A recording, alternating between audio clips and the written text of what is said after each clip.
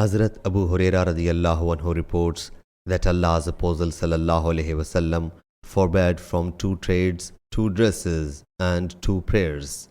1. He has forbidden from performing prayer after the Fajr prayer till the sun rises and from performing Asr prayer till the sun sets. 2. He has forbidden from istimal sama to put garment on only one shoulder, and from ihtiba to wrap oneself up in a garment in such a way as the private parts remain exposed.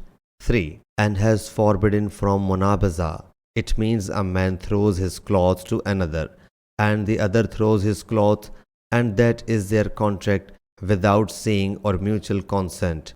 And mulamasa. It means a man touches another's cloth with his hand, whether at night or by day, and that is their contract. Sahih Bukhari, Hadith number 584.